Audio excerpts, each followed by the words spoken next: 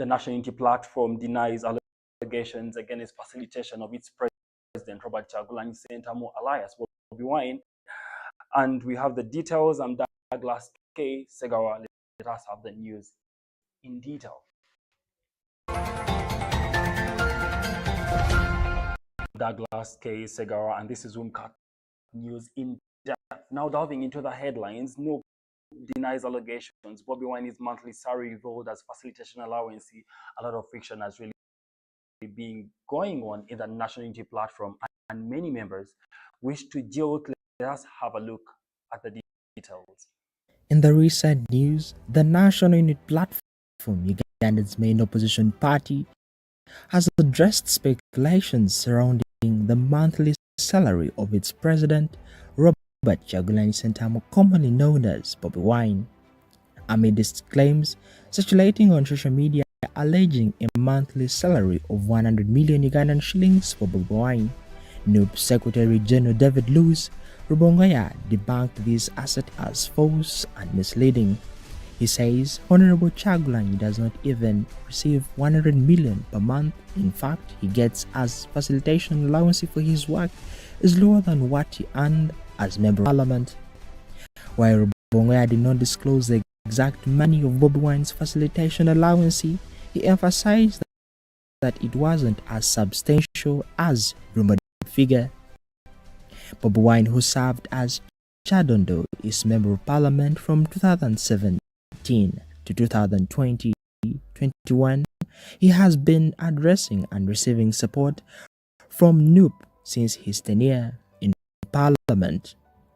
Anthony Mugenyi, this is UMCAT News, UMCAT in depth.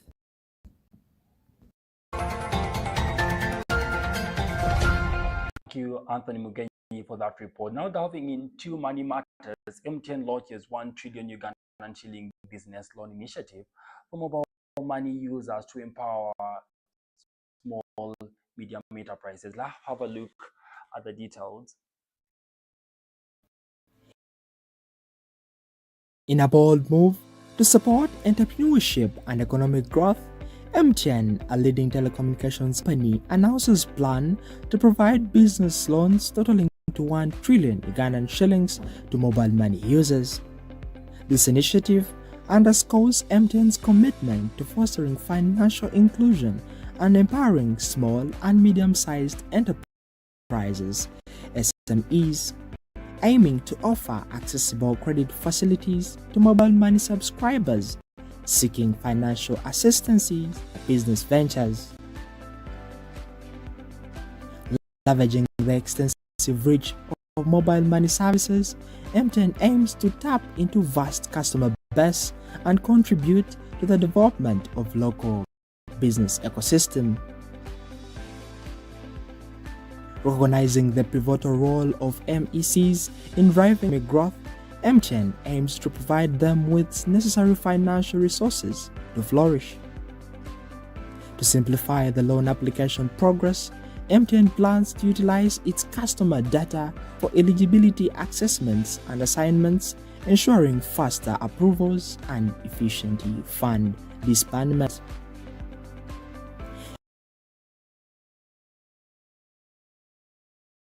MTN's entry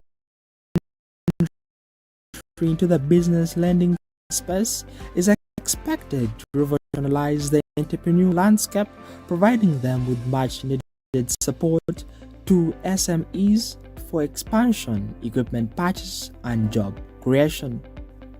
With these loans, business owners can invest in their growth, driving economic progress and prosperity for communities across Uganda. Anthony Mugenyi, this is UMCAT News, UMCAT in depth.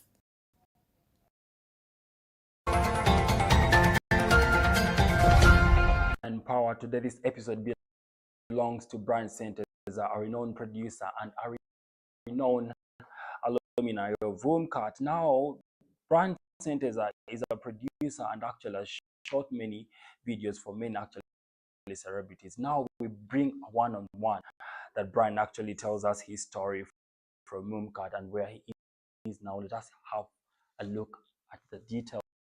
of Brian Senteza. Every person who's really watching UMCAT News, I'm Douglas Kesega with Inspiration and Power episode. And today, this episode belongs to a prominent producer. And this particular person or personnel produces different content. And for people who actually really watch AC Media, this particular person is behind all this. He's going to tell us his names, what he really does specifically, and the roles that he really plays in the production system. And he's an alumni of UMCAT. Brian, yes. A very good evening. Good evening to you, Douglas. I'm very fine. Brian, before actually we go that, who's really Brian? Well, my name is Senteza Brian, aka DJ Brown Skin. Oh, CEO of Brown Skin Events. You are the CEO of Brown Skin Events. Yes. The one which is trending now. Yes. Okay. I'm blessed. I went to UMCAT in the year 2017 to 2020. Because of COVID, we graduated in 2021. Oh, so now the question really pops in. What do you really think that you really acquired from UMCAT? Well, it's really still even helping you even up to date. I'll be honest with you. When I went to UMCAT, I was admiring to be on air. Okay, it was your goal in the beginning. Yes, I used to admire Douglas Wanga. I wanted to be the next Douglas Wanga TV presenter. But the good thing with UMCAT, when you reach year 2, definitely start to discover yourself. You discover yourself what you can do. So I saw my colleagues, my friends that I started with, they were good on TV. Yeah. And they were better than me. You acknowledge defeat? Yes, but in production, I was better than them. So I was like, all of us want to do this. We won't go on air. But you can still make it while you're in production. That's why I opted for production. Okay, now the question pops in still. How is it true that in production there is money than a person who is really broadcasting on air? How true is that? That is very true. You can really clear that because we actually patronize the production part. And I think people really who are on screen or people who are really on air, they really have more money because of the image they really portray out. You get, but people behind the cameras, I want you to clear the air for every person who's really viewing that people in production get more money than people who are really on the screens. There's money in production. Why? It's always the production that controls what you see on screen. Thank you. Yes. If there wasn't production, you wouldn't be there. Thank you. Yeah. And there are people in production that can even present. Yeah. Producers have made prominent TV presenters that you guys admire today.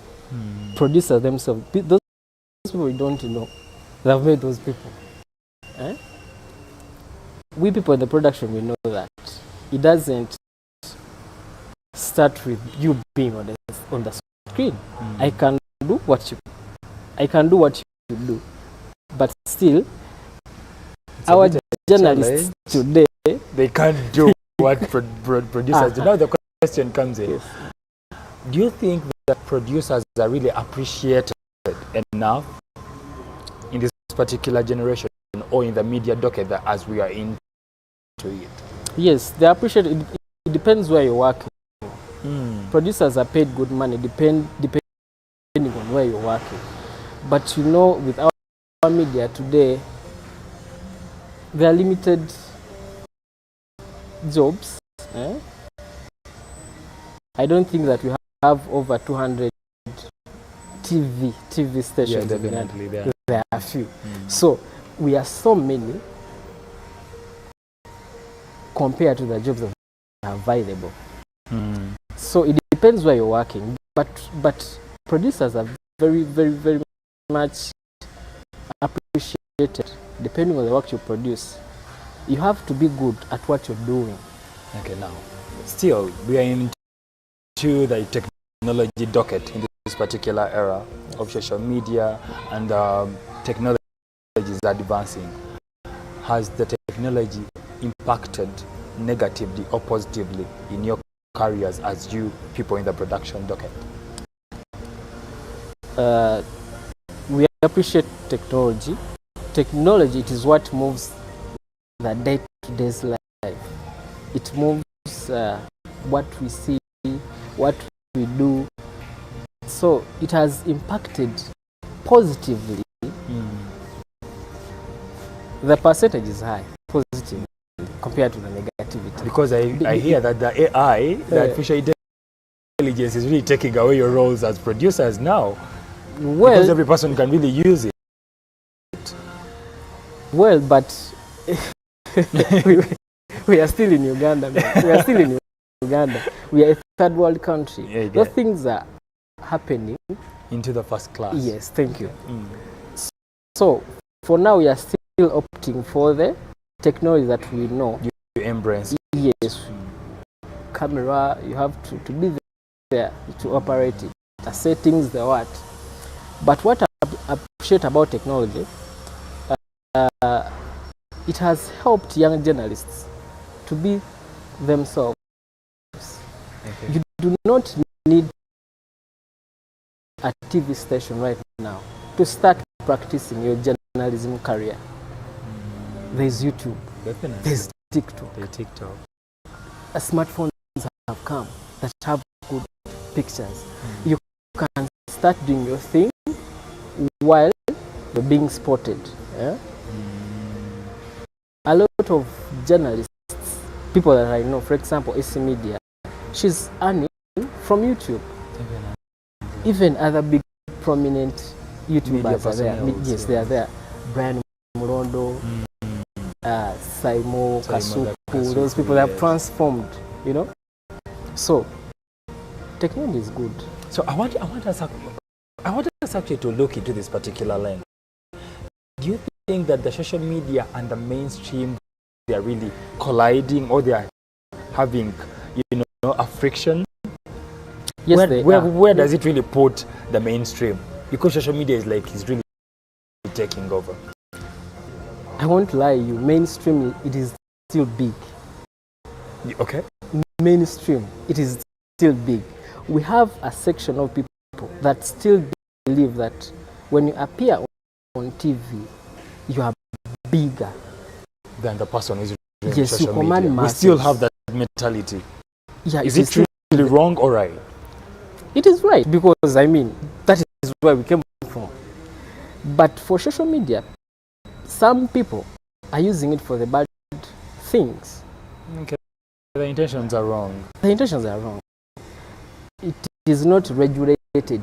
You get it? Let me use word. Yeah. But the media, the mainstream, it is regulated. And anything. Do you know that some stories have to pass on the mainstream media for them to be clarified? Clarified, yes. The rumor may start on social media, but people may not really feel a bit confident and trustworthy on social media until they see it to the mainstream. So mainstream has its powers. But when you look at you get it. If it happens instantly there,